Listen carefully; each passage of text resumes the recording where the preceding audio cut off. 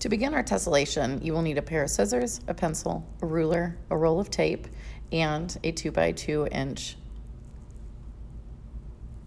You're going to trace a line on one side on the left, cut it,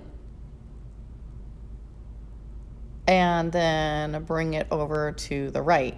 You want it to look exactly the same as it does. So right here, it's up too high. There should be a flat part. And pull it down so it matches what you see on the negative space on the left.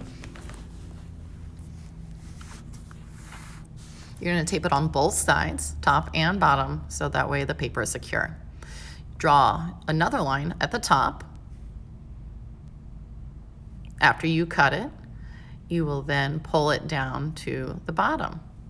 These lines are organic lines, lines that are found in nature. Notice there are not any sharp points or straight edges. Line it up and tape it on both sides. You now have your stencil.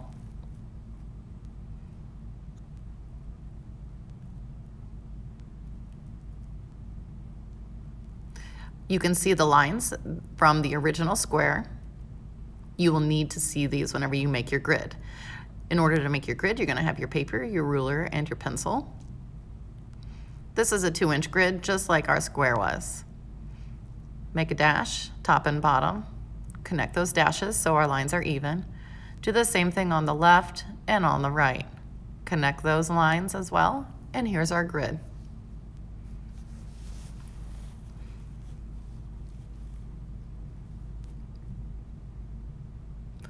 Notice again, here are my grid lines, and on my stencil, I'm lining them up and I'm tracing them. As I move, I only trace the side that hasn't already been drawn.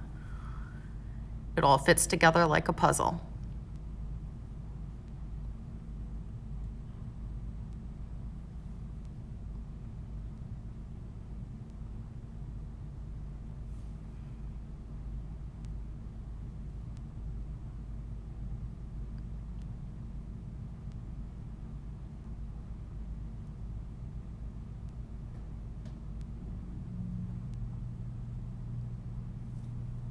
Once you are done filling out your grid with all of your stencil lines, then you will erase your lines from the grid.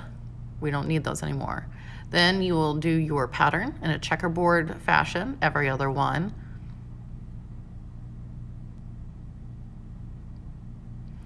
Use the ultrafine Sharpie marker to define your lines, and then color your patterns in.